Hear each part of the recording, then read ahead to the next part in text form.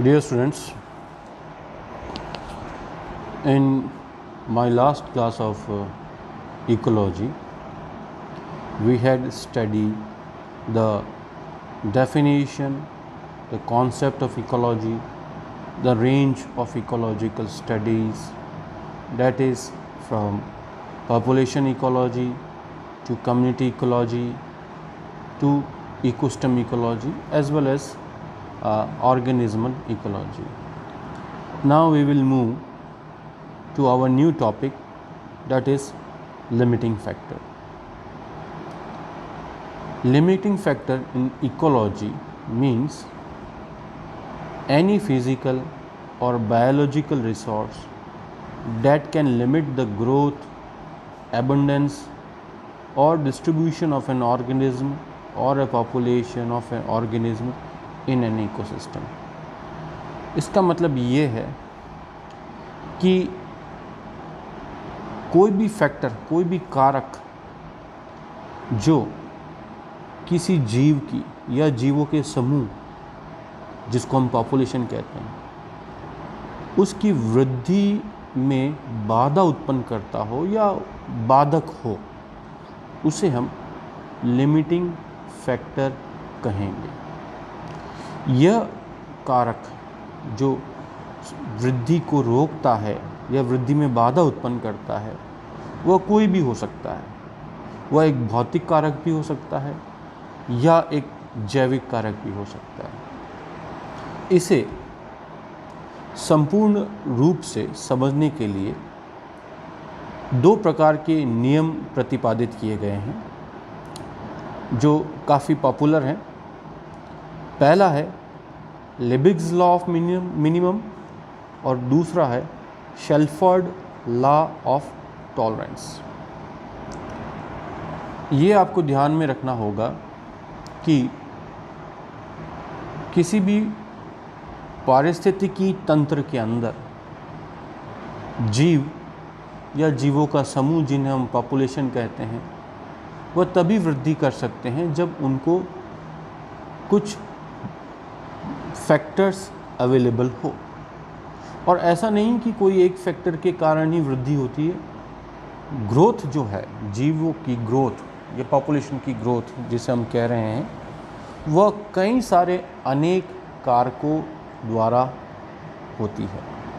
अगर कोई एक कारक अनुपस्थित हो, बाकी सब उपस्थित हो, तो भी उसकी वृद्धि रुकेगी।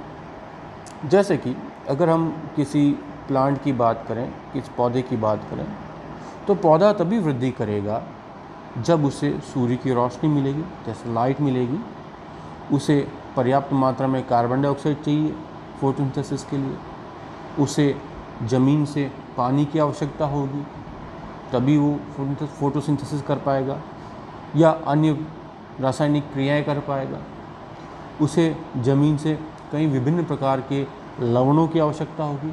तो यहाँ पे हर एक लवण, हर एक कारक का कार्य कर रहा है। ये भौतिक कारक हो सकते हैं, ये रासायनिक कारक भी हो सकते हैं और जैविक कारक भी हो सकते हैं। जैसे मान लिया कि कोई सॉइल बैक्टीरिया हो सकता है प्लांट के लिए आवश्यक हो, या हो सकता है वो उस प्लांट के लिए नुकसानदायक भी हो सकता है।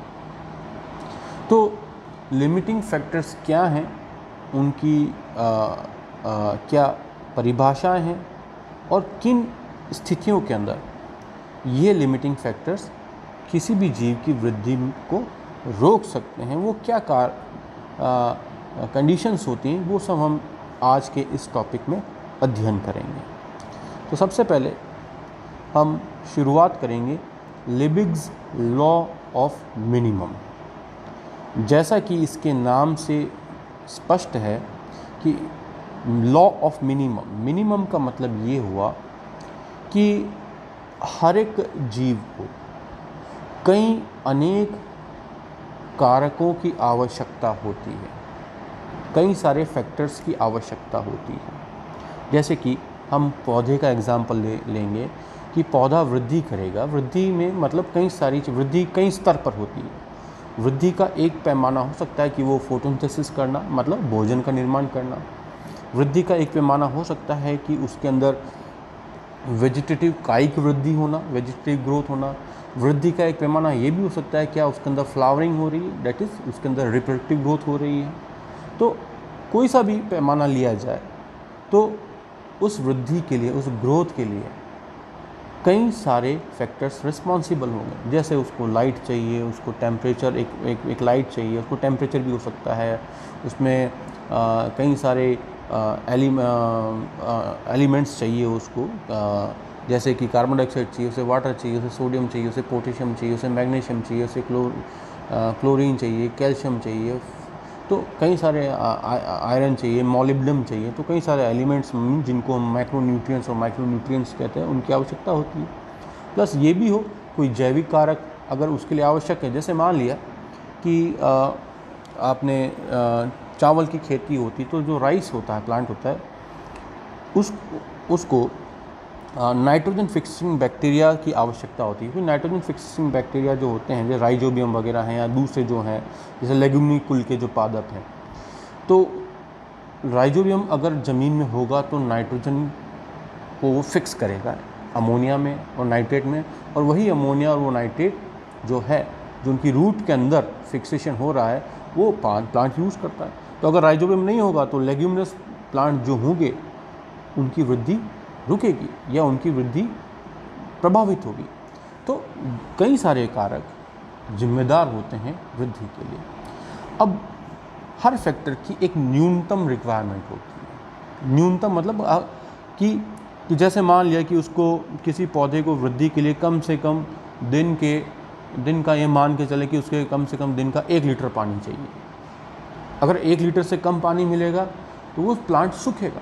हाँ, 1 लीटर से अधिक है तो काम चल रहा है, ठीक है, वो 1.5 लीटर हो सकता है, 2 लीटर हो सकता है, पर न्यूनतम 1 लीटर चाहिए। तो ऐसे हर एक फैक्टर की एक न्यूनतम सीमा होती है कि इस न्यूनतम सीमा के तहत अगर वो फैक्टर उपस्थित है तो वो पौधा या वो जीव अपनी वृद्धि करेगा। पर उनमें से यदि कोई अपनी न्यूनतम सीमा, अब जैसे मान लिया कि किसी जीव के लिए अपन एक उदाहरण के तौर पर लेकर चले कि इसको 5 फैक्टर्स की आवश्यकता है, 5 में से 4 तो अपनी न्यूनतम से अधिक मात्रा में उपस्थित है, पर कोई एक फैक्टर अपनी न्यूनतम से कम मात्रा में उपस्थित है, तो वह कारक जो अपनी न्यूनतम मात्रा से कम मात्रा में उपस्थित है, वह उसके लिए बाधा उत्पन्न करेगा, वह उसकी वृद्धि में बाधक बनेगा, और उस फैक्टर को, उस कारक को हम लिमिटिंग फैक्टर कहेंगे। तो क्लियर है यहाँ पर कि लिबिक्स लॉ ऑफ मिनिमम ये दर्शाता है, it states that the growth of an organism और population is controlled not by the total amount of resources available but by the scarcest resources. इसका मतलब यही है कि कुल जितनी भी मात्रा में रिसोर्सेज फैक्टर्स अवेलेबल हो उससे फ़र्क नहीं पड़ता, जबकि फ़र्क ये पड़ता है इसके हिसाब से कि जो अपनी बहुत ही कम अवस्था में उपस्थित हो, मतलब न्यूनतम से भी कम, in the range of factors available. Range मतलब कि अलग अलग सीमाएँ जो हैं factor, every factor has its minimum requirement. जैसा कि मैंने कहा कि हर फैक्टर की एक न्यूनतम आवश्यकता होती है, रिक्वायरमेंट होती है। If other factors are present in ample of amount and some और any one factor is present beyond its minimum requirement, then it will limit the growth of an organism. कि अगर उन जो ग्रुप्स ऑफ फैक्टर्स हैं उनमें काफ़ी सारे factors तो अपनी न्यूनतम मात्रा से अधिक मात्रा में उपस्थित हैं, पर उनमें से कुछ या एक फैक्टर अपनी न्यूनतम से भी कम मात्रा में उपस्थित होंगे, तो वह फैक्टर्स उसकी वृद्धि में बाधक होंगे और उन्हें हम लिमिटिंग फैक्टर्स कहेंगे। जैसे कि इस स्लाइड में आप देख सकते हैं कि यहाँ पर एक पौधा है और इसको हमने यहाँ पे 3-4 फैक्टर्स लिए हैं। एक तो लिया है आपके लेफ्ट हैंड साइड में जो स्क्रीन पे शो हो रहा है, सनलाइट, मैग्नीशियम, फॉस्फोरस और कार्बन डाइऑक्साइड, और इन चारों ही फैक्टर की मिनिमम रिक्वायरमेंट दे रखी है और वास्तविकता में कितना अमाउंट में वो उस समय मौजूद हैं, उपस्थित हैं, वो अमाउंट दे, जिसको हम अवेलेबल अमाउंट में शो कर रहे हैं। तो आप देखेंगे जैसे कि सनलाइट की मिनिमम रिक्वायरमेंट है पौधे की वृद्धि के लिए की न्यूनतम 3000 लक्स की तो इंटेंसिटी वाली लाइट होनी चाहिए। इस तरह से मैग्नीशियम के लिए मान लिया कि 1200 ppm कंसंट्रेशन तो होनी चाहिए न्यूनतम। इस तरह से फॉस्फोरस के लिए 1000 ppm कंसंट्रेशन होनी चाहिए, या कार्बन डाइऑक्साइड के लिए 70 ppm मिनिमम न्यूनतम ज़रूरत तो होती है, ये इस पौधे की लिए आवश्यक है, न्यूनतम इतना आवश्यक है। अधिक है तो कोई दिक्कत नहीं इस नियम के अकॉर्डिंगली। बट वास्तविकता में अवेलेबल अमाउंट कितना है, जैसे मान लिया सनलाइट जो है वो 5000 लक्स की मिल रही है, मैग्नीशियम जो है वो 1300 ppm मिल रही है, फॉस्फोरस जो है वो 1200 ppm मिल रहा है, और जो कार्बन डाइऑक्साइड है वो 70 की जगह 40 ppm है। तो आप ये पाएंगे कि जो रेड कलर में सनलाइट, मैग्नीशियम या फॉस्फोरस जो फैक्टर्स हैं वो अपने न्यूनतम से अधिक मात्रा में उपस्थित हैं, और कार्बन डाइऑक्साइड जो है वो अपनी न्यूनतम से भी कम मात्रा में उपस्थित है। तो यहाँ पर अगर इस पौधे की वृद्धि में बाधा उत्पन्न होती है तो उस बाधा के लिए जो जिम्मेदार कारक है वो कार्बन डाइऑक्साइड है, ना कि सनलाइट, मैग्नीशियम या फॉस्फोरस, क्योंकि कार्बन डाइऑक्साइड अपनी न्यूनतम मात्रा से भी कम मात्रा में उपस्थित है। इसलिए कार्बन डाइऑक्साइड को यहाँ पर लिमिटिंग फैक्टर कहा जाएगा, जबकि सनलाइट, मैग्नीशियम और फॉस्फोरस को लिमिटिंग फैक्टर नहीं कहा जाएगा। ये लिबिग्स लॉ ऑफ मिनिमम होता है। दूसरा जो नियम इसके तहत आता है, जो लिमिटिंग फैक्टर्स को समझाने के लिए है, वो Shelford law of tolerance. Shelford law of tolerance जो है वह लिबिग्स लॉ ऑफ मिनिमम से बेहतर है और ज़्यादा अच्छे से लिमिटिंग फैक्टर्स को समझाता है। चूँकि लिबिग्स लॉ ऑफ मिनिमम पूर्णतया आधारित है न्यूनतम मात्रा के ऊपर, किसी भी कारक की न्यूनतम मात्रा कितनी है, कितनी मात्रा में किसी भी जीव को किसी भी कारक की कितनी न्यूनतम मात्रा की आवश्यकता है, और उसमें से कोई कारक अगर अपनी न्यूनतम मात्रा से कम में उपस्थित है तो वो बाधा उत्पन्न करेगा। तो इस चीज़ पर आधारित है। पर शेल्फर्ड लॉ न्यूनतम मात्रा को तो मानते ही है, साथ में वह यह भी कहता है कि हर एक फैक्टर की एक अधिकतम मात्रा भी होती है। अगर कोई कारक अपनी अधिकतम मात्रा से भी अधिक उत्पन्न हो तो वह बाधा उत्पन्न करेगा। कहने का मतलब है कि हर एक चीज़ की, हर फैक्टर की एक रेंज होती है, एक सीमा होती है, और उस रेंज को उसने ऑप्टिमम रेंज कहा है। अगर कोई फैक्टर अपनी ऑप्टिमम रेंज के तहत या रेंज के अकॉर्डिंगली उपस्थित है तो वह उस जीव की वृद्धि में सहायक सिद्ध होगा। अगर वो ऑप्टिमम रेंज से बाहर है तो वह जीव की वृद्धि में बाधा उत्पन्न करेगा। अब ये ऑप्टिमम रेंज क्या होती है? हर एक कारक की एक मिनिमम और एक मैक्सिमम रेंज होती है, या मतलब मिनिमम कंसंट्रेशन भी होती है और मैक्सिमम कंसंट्रेशन की भी होती है। जैसे उदाहरण के तौर पर एक सिंपल सा उदाहरण मैं यहाँ देना चाहूँगा। टेम्परेचर, तापमान हर जीव को प्रभावित करता है, चाहे वो एक बैक्टीरिया हो, चाहे एक पौधा हो, चाहे एक एनिमल हो, या इवन खुद स्वयं अपन मानव की बात करें, होमो सेपियंस की बात करें, तो टेम्परेचर एक बहुत ही इम्पॉर्टेंट फैक्टर है। आप कल्पना करें, अपन खुद की बात करें कि 5 डिग्री टेम्परेचर से अगर कम का तापमान हो तो ह्यूमंस के लिए वो बहुत ही ज़्यादा ठंड होती है। 5 से अगर कम हो, 2 डिग्री हो, 0 डिग्री हो तो दिक्कत होती है। पर यही तापमान अगर 10 डिग्री या 20 डिग्री या 30 डिग्री तक तो कोई दिक्कत नहीं, पर अगर 40 या 45 डिग्री से ऊपर हो तो भी दिक्कत है, क्योंकि ज़्यादा हीट एनर्जी होगी तो भी ग्रोथ को प्रभावित करेगा, और ज़्यादा टेम्परेचर होगा तो भी ग्रोथ को प्रभावित करेगा, और कम टेम्परेचर भी ग्रोथ को प्रभावित करती है। इस तरह से प्लांट्स की अगर बात करें तो प्लांट्स की अगर अपन टेम्परेचर की ऑप्टिमम रेंज देखें तो वो लगभग 15 डिग्री या 20 डिग्री से लेकर के 30 डिग्री तक हो सकती है। 10 से 30 डिग्री मान लीजिए कि मिनिमम 10 डिग्री चाहिए, एक एवरेज में बता रहा हूँ कि 10 डिग्री उसको मिनिमम चाहिए और 30 डिग्री अधिकतम चाहिए। अगर कोई टेम्परेचर 10 से 30 डिग्री के बीच में उपस्थित है, अवेलेबल है, तो वो उस पौधे के लिए वृद्धि में सहायक होगा। पर 10 से कम मतलब मिनिमम से कम और मैक्सिमम से अधिक, 30 से अधिक, तो मिनिमम से कम और मैक्सिमम से अधिक हो तो वो उसमें बाधा उत्पन्न करेगा। तो शेल्फर्ड लॉ ऑफ टॉलरेंस क्या एक चीज़ ज़्यादा बता रहा है, एक चीज़ जो लिबिग्स लॉ मिनिमम में नहीं थी वो यह थी कि अधिकतम मात्रा भी, अधिक से अधिकतम भी नुकसानदायक है और न्यूनतम से भी न्यूनतम भी नुकसानदायक है। तो हर एक फैक्टर की एक रेंज होती है कि उसमें उसे अगर वो अवेलेबल है तो वो ग्रोथ के लिए सहायक होगा। तो ये बतलाता है कि it state that too much as well as too little of any factor may limit the growth of an organism and the factor is called limiting one. तो यहाँ पर डेफिनेशन अब बदल गई, ये है कि too much as well as too little, बहुत कम या बहुत अधिक दोनों ही नुकसानदायक है। इसलिए वह या तो कोई फैक्टर बहुत कम मात्रा में या वो बहुत अधिक मात्रा में अगर उपस्थित है तो वो लिमिटिंग कहलाएगा। Every factor has its optimum range within which it is if it is available it will promote the growth of an organism। और इसलिए यहाँ पे एक टर्म आता है ऑप्टिमम रेंज, मतलब बहुत एक न्यूनतम और अधिकतम मात्रा जो है वो उसके बीच का जो रेंज है उसे हम ऑप्टिमम रेंज कहेंगे। उस ऑप्टिमम रेंज में अगर फैक्टर अवेलेबल है तो वो जीव की वृद्धि में सहायक सिद्ध होगा। जैसे कि इस चित्र के अंदर आप देख सकते हैं कि यहाँ प्लांट्स की ग्रोथ को डिस्क्राइब किया गया है और एक एक्सिस पे जिसको आप वाई एक्सिस कहेंगे वहाँ पे रेंज ऑफ ग्रोथ देख रहे हैं और जो एक्स एक्सिस पे वहाँ पे हमने एक फैक्टर लिया है और वो फैक्टर लिया है हमने टेम्परेचर।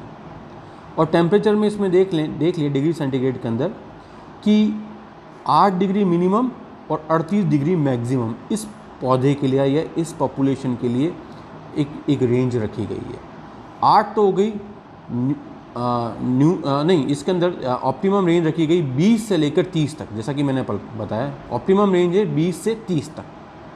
8 तो लिमिट ऑफ टॉलरेंस हो गई, सीमा जो है कि 20 से 30 डिग्री के बीच में अगर टेम्परेचर अवेलेबल है तो आप देखोगे कि 18 के बाद 20 और 28 के बाद 30 अगर टेम्परेचर इस रेंज में है तो आप देखोगे कि यहाँ के पौधों की हाइट सबसे ज़्यादा है।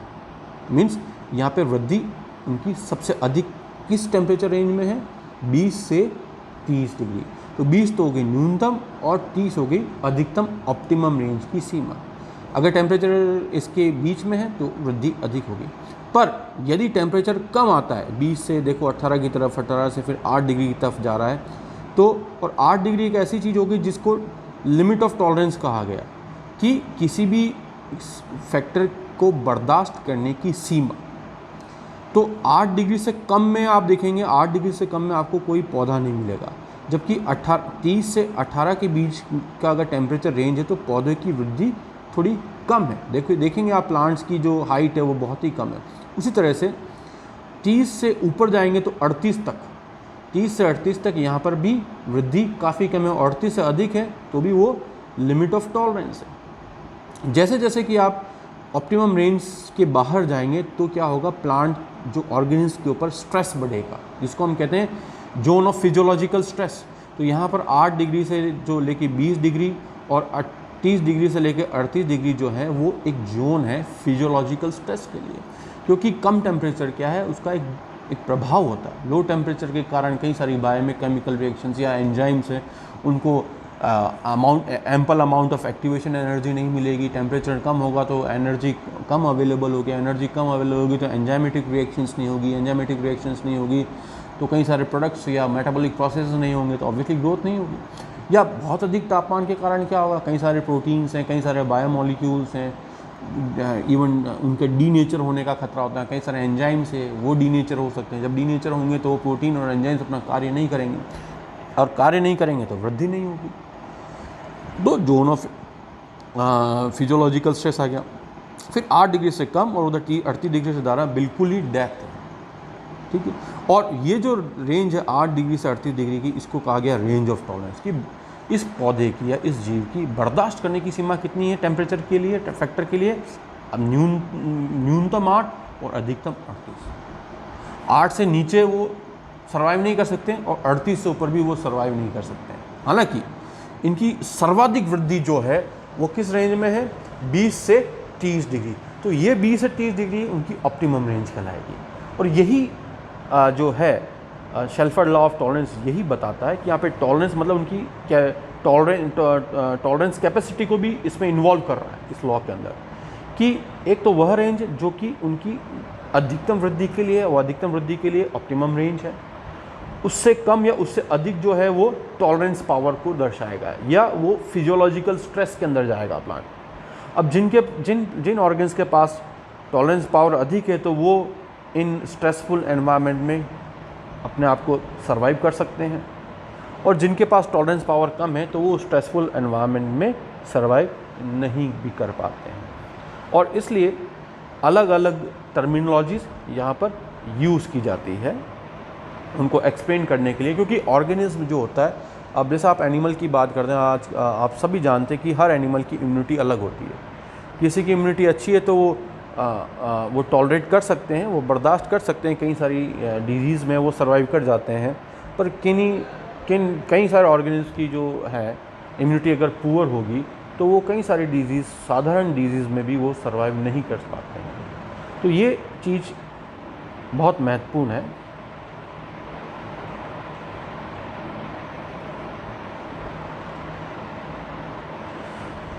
अब जैसे कि आप एक और चित्र यहाँ पर बताया गया है जो कि टॉलरेंस को बता रहा है कि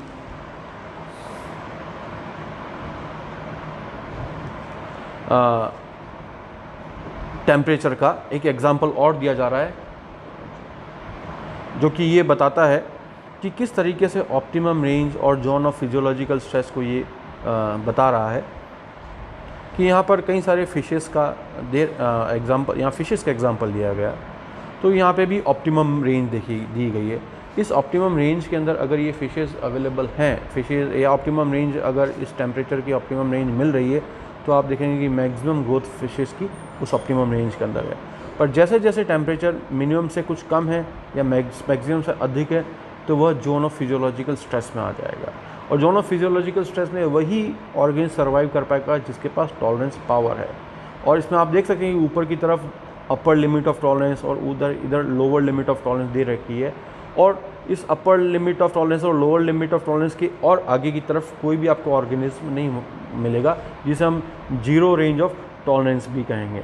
तो जोन ऑफ फिजियोलॉजिकल स्ट्रेस चाहे वो बहुत कम वाला हो या बहुत अधिक वाला हो, उसमें वही ऑर्गन सर्वाइव कर पाएंगे जिनके पास टॉलरेंस पावर अधिक हो।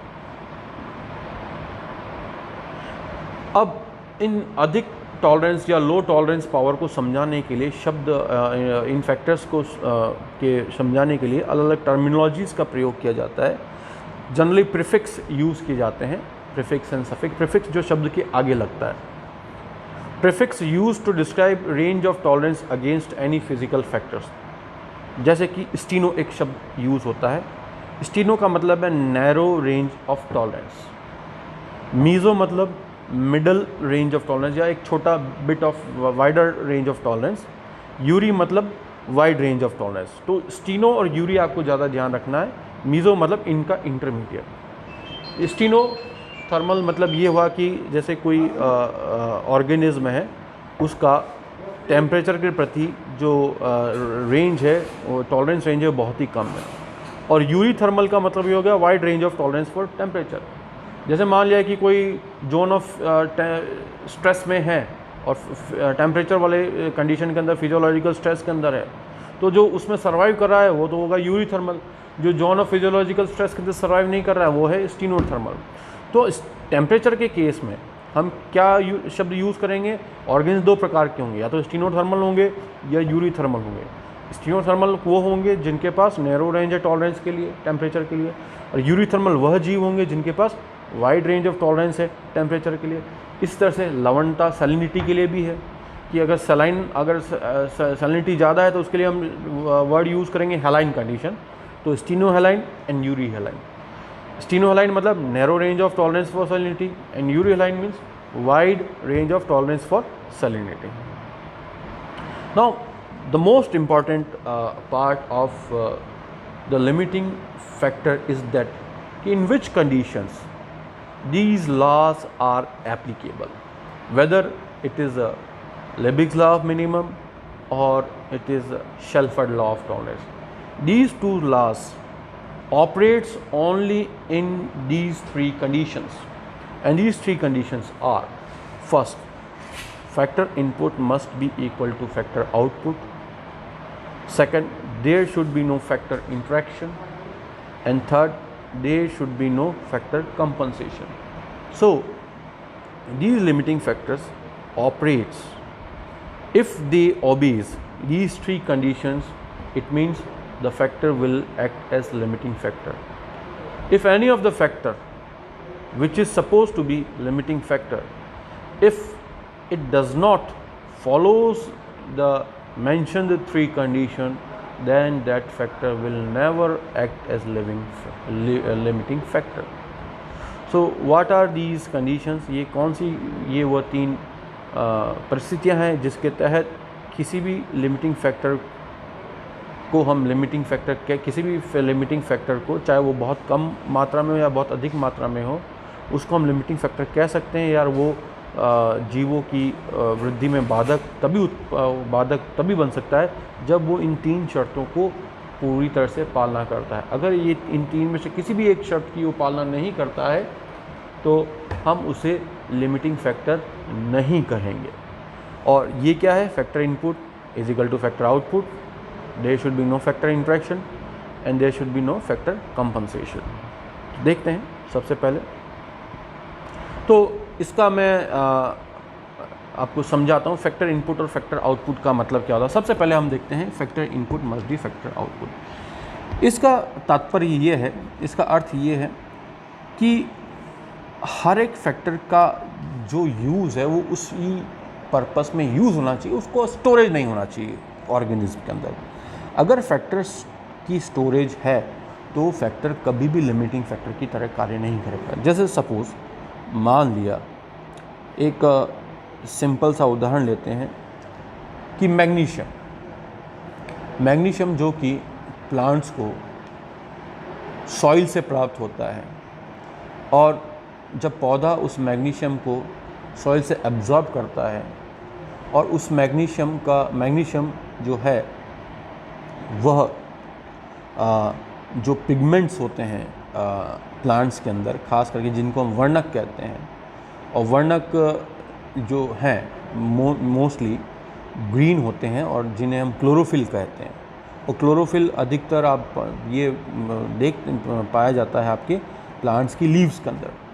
और क्लोरोफिल ही मेन ऐसा मॉलिक्यूल है जो कि फोटोसिंथेसिस की लाइट रिएक्शन के लिए अति आवश्यक है, क्योंकि यहीं पर लाइट रिएक्शन की जो पहली स्टेप है जिसे हम कहते हैं फोटो ऑक्सीडेशन जो है, वो प्रकाश की उपस्थिति में इलेक्ट्रॉन का ऑक्सीडेशन, और उस जब इलेक्ट्रॉन का ऑक्सीडेशन होगा तभी तो वो एनर्जी रिच इलेक्ट्रॉन्स आगे इलेक्ट्रॉन ट्रांसपोर्ट चेन में मूव करेगा। और जब इलेक्ट्रॉन ट्रांसपोर्ट चेन में मूव करेगा तो जो एनर्जी रिलीज़ होगी वही एनर्जी काम आती है एटीपी सिंथेसिस में और रिड्यूसिंग पावर जनरेट करने में। और वही एटीपी और रिड्यूसिंग पावर जो बनती है वो आगे चल करके कार्बन डाइऑक्साइड को फिक्स करती है और रिड्यूस करती है, जिससे कि CO2 एक जो इनऑर्गेनिक कार्बन है वो एक ऑर्गेनिक कार्बन में परिवर्तित होती है। तो मान लीजिए कि ज़मीन के अंदर सीमित मात्रा के अंदर मैग्नीशियम है और वहाँ पर कई सारे पौधे हैं और वो उनको अवशोषित करते हैं। सपोज़ किसी पौधे ने मैग्नीशियम अब्जॉर्व कर लिया और मैग्नीशियम जो अब्जॉर्व करने के बाद वो किस में काम आ गया? क्लोरोफिल पिगमेंट बनाने में। पिगमेंट बन गए। अब वो जितने पिगमेंट बनने थे उस पौधे के अंदर वो सारे पिगमेंट बन गए। उसके बावजूद भी अवशोषण का कार्य जारी है। अब जो अधिक मैग्नीशियम अवशोषित कर लिए गए तो हो सकता है कि क्या पता प्लांट उसको स्टोर कर ले।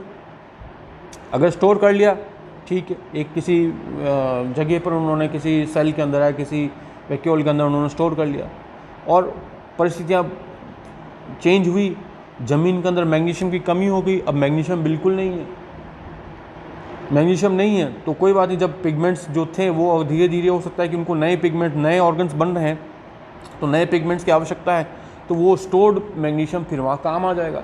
जब स्टोर्ड मैग्नीशियम वहाँ काम आ जाएगा तो क्या मैग्नीशियम के कारण पौधे की वृद्धि में बाधा उत्पन्न होगी? नहीं होगी, क्योंकि मैग्नीशियम ऑलरेडी उसने स्टोर कर रखा था। अगर मैग्नीशियम स्टोर्ड नहीं होता, जितना मैग्नीशियम उसने अवशोषित किया उतना उसने काम में ले लिया, बाकी वो वैसा एज इट इज़ है। और फिर बाद में जब वृद्धि हो रही होती है और फिर उस समय मैग्नीशियम ज़मीन में नहीं है तो वृद्धि नहीं होती। मतलब फैक्टर का इनपुट जितना लिया है उतना उसका आउटपुट होना चाहिए। मतलब जितना फैक्टर आपने अवशोषित किया है तो वो सारा का सारा फैक्टर उस समय पिगमेंट में कन्वर्ट होना चाहिए। अगर पिगमेंट में कन्वर्ट नहीं हो रहा है और कुछ आपने उसको उस पौधे ने उसको सेव करके रखा हुआ है तो मतलब वो मैग्नीशियम उस समय लिमिटिंग फैक्टर नहीं होगा, क्योंकि वो सेव्ड मैग्नीशियम जो है, जो स्टोर्ड मैग्नीशियम है, वो बाद में भरपाई कर देगा। तो इसका अर्थ ये हुआ factor input must be equal to factor output. अगर ये चीज़ है तो वो लिमिटिंग फैक्टर होगा। अगर फैक्टर इनपुट और आउटपुट बराबर नहीं है तो इसका मतलब वो फैक्टर कभी भी लिमिटिंग नहीं होगा। दूसरा, there should be no factor interaction. इसका अर्थ ये हुआ कि कोई दो फैक्टर आपस में इंट्रैक्ट नहीं करें। जैसे कोई एक प्रोसेस है, एक इसका बेहतरीन उदाहरण दिया जा सकता है स्नेल कॉइलिंग का। जो स्नेल्स होते हैं समुद्र के किनारे जो रेत होती है वहाँ पर, तो वो एक विशिष्ट प्रकार के एनिमल्स होते हैं, जैसा इन्वर्टिब्रेट्स हैं वो, उनके चारों ओर जो कॉइलिंग होती है, कैल्शियम की परत बनती है और एक विशिष्ट प्रकार की, जिनको आप सीप कहते हैं ना, शंख नुमा होते हैं आकृति के, सफ़ेद कलर के होते हैं। तो वो जो आवरण है सफ़ेद, शंख का जो आवरण है छोटा सा सीप का, वह कैल्शियम का बना होता है। तो अगर कैल्शियम वहाँ पे उपस्थित है तो मुख्यतः क्या होता है कि कैल्शियम का ही बना होता है। अगर उस वातावरण में, उस जगह पर अगर कैल्शियम नहीं है तो क्या होगा, वह आवरण या वह शेल नहीं बनेगा, शेल कॉइलिंग नहीं होगी। शेल कॉइलिंग नहीं होगी तो उसकी वृद्धि नहीं होगी, वो हो सकता है सर्वाइव ही नहीं करे ऑर्गेनिज्म। पर ये आमतौर पे ये देखा गया कि अगर उस जगह पर कैल्शियम नहीं है तो दूसरा कोई एलिमेंट ले लिया जाता है, जैसे कि स्ट्रॉन्शियम। तो कई जगह ये देखा गया कि अगर कैल्शियम नहीं है तो स्ट्रॉन्शियम को यूज़ करते हुए शेल कॉइलिंग की गई। तो पर्पस तो सॉल्व हो गया कि कैल्शियम जो था अगर नहीं है तो कैल्शियम लिमिटिंग फैक्टर की तरह कार्य करना चाहिए था, पर कैल्शियम की जगह, कैल्शियम की कमी में वहाँ के वो जो ऑर्गेनिज्म है वो स्ट्रॉन्शियम को यूज़ करते हुए अपनी शेल कॉइलिंग कर रहा है और अपनी वृद्धि कर रहा है। तो यहाँ इस चीज़ को हम कहते हैं फैक्टर इंट्रैक्शन, कि कैल्शियम की कमी को पूरा किसने कर दिया, स्ट्रॉन्शियम ने। तो अगर ये चीज़ होती है तो हम इसे फैक्टर इंट्रैक्शन कहेंगे। और अगर फैक्टर इंट्रैक्शन हो रहा है तो फिर वृद्धि आराम से हो रही है, वृद्धि में बाधा उत्पन्न नहीं होगी। अगर फैक्टर इंट्रैक्शन नहीं होता तो वृद्धि में बाधा उत्पन्न होती है, बाधा उत्पन्न होती तो हम उस फैक्टर को हम लिमिटिंग फैक्टर कहते हैं। इसी तरह से there should be no factor compensation. Factor compensation का मतलब ये हुआ कि जीव अपने अंदर में ऐसा बदलाव कर दे कि वो फैक्टर, जैसे मान लिया कोई फैक्टर किसी समय पर उस जीव के लिए लिमिटिंग फैक्टर की तरह कार्य कर रहा है, बाधा उत्पन्न कर रहा है, चाहे वो अधिक मात्रा में हो चाहे कम मात्रा में हो। पर जीव अपने अंदर इस तरह का बदलाव कर ले, इंटरनल चेंजेस कर ले, जो कि बहुत ही अच्छा, इंटरनल चेंजेस करना कोई इतना आसान नहीं है। और ये क्या एक जनरेशन में नहीं होता, इंटरनल चेंजेस मतलब उस प्रजाति में होने के लिए कई सारी पीढ़ियाँ लग जाती है। तो ये फैक्टर, हालांकि इसकी संभावनाएं बहुत कम है, पर अगर वो अपने अंदर इस तरह का बदलाव कर ले कि नए स्वरूप के अंदर वह फैक्टर अब उसके लिए लिमिटिंग नहीं है, तो हम उसे कहेंगे फैक्टर कंपनसेशन। जैसे कि एक उदाहरण हम ये कहें, जैसे आपने डार्विन की थ्योरी पढ़ी होगी तो लेमार की थ्योरी पढ़ी होगी, तो लेमार का एक फेमस एग्जांपल है long neck of giraffe. Suppose कल्पना करें कि जब जिराफ जो थे, जब उनकी गर्दन छोटी थी और उनके आगे के दो पैर जब छोटे थे, ये उस समय की रहे होंगे जब भरपूर मात्रा में ग्रासलैंड था, घासेस थी। और जैसे जैसे घास ख़त्म हुई तो उनके लिए भोजन की कमी उत्पन्न हुई होगी। अब उन्होंने क्या किया, अब उनको भोजन प्राप्त करना तो कैसे प्राप्त करेंगे कि जो बड़े बड़े पेड़ हैं जिनकी बहुत ज़्यादा हाइट है और उन पर जो मौजूद पत्तियां हैं, फूल है, उनको अगर खाना है तो उन्हें अपनी बड़ी लंबी गर्दन करनी होगी या बड़े पेड़ बड़े करने होंगे ताकि वो आसानी से अपने भोजन को ग्रहण कर पाए। तो परिस्थिति बदली। यहाँ पर परिस्थिति क्या थी कि ग्रासलैंड जो था वो ख़त्म हो गया, ग्रासेस ख़त्म हो गई। तो ग्रासेस अब लिमिटिंग फैक्टर, क्योंकि अगर ग्रासेस नहीं होगी तो उनको भोजन नहीं मिलेगा, वो लिमिटिंग फैक्टर है। पर ग्रासेस की जगह अब उन्होंने क्या किया, अब उस जगह बड़े बड़े वृक्ष हो गए, बड़े बड़े वृक्ष रह गए। तो बड़े बड़े वृक्ष के लिए उन्होंने क्या किया, अपने अंदर चेंजेस इस प्रकार से किए कि अपनी गर्दन के लंबी हुई उनकी, और उनके आगे के दो पैर लंबे हुए। हालांकि इसके लिए लेमार्क ने अपनी थ्योरी की, ये क्यों है, theory of inheritance of acquired characters, मैं इस बात पर अभी यहाँ नहीं जाना चाहूँगा। पर उन्होंने अपने अंदर आंतरिक बदलाव किए, शारीरिक बदलाव किए, और शारीरिक बदलाव के कारण उन्होंने की जो कमी थी उस कमी को पूरी करी और भोजन की कमी को पूरा कर लिया। तो यहाँ पर इस चीज़ को हम कहेंगे फैक्टर कंपनसेशन, कि घास के बदले उन्होंने बड़े वृक्षों को खाना चालू कर दिया। अगर ये चीज़ हो रही है तो लिमिटिंग फैक्टर नहीं है। तो इन तीनों शर्तों को अगर ये तीनों शर्तें पूरी होती है किसी भी लिमिटिंग फैक्टर के, कोई अगर लिमिटिंग फैक्टर इन तीनों चीज़ों को पूरा करता है तभी वो लिमिटिंग फैक्टर कहलाएगा। अगर तीन में से कोई भी एक चीज़ अगर पर वह खरा नहीं उतरता है तो वो लिमिटिंग फैक्टर कहलाने का पात्र नहीं होगा। ओके, थैंक्स बच्चों। अब कल से हम एक नया टॉपिक और स्टार्ट करेंगे। आज के लिए आप इसको स्टडी करें, लिमिटिंग फैक्टर्स, खास लेबिक लॉ ऑफ मिनिमम क्या है, शेल्फर्ड लॉ ऑफ टॉलरेंस क्या है, क्या डिफरेंस है दोनों के बीच में, और कौन सी वह 3 कंडीशन है जिसमें ये दोनों लॉज ऑपरेट कर सकते हैं या एप्लीकेबल होते हैं। Thank you.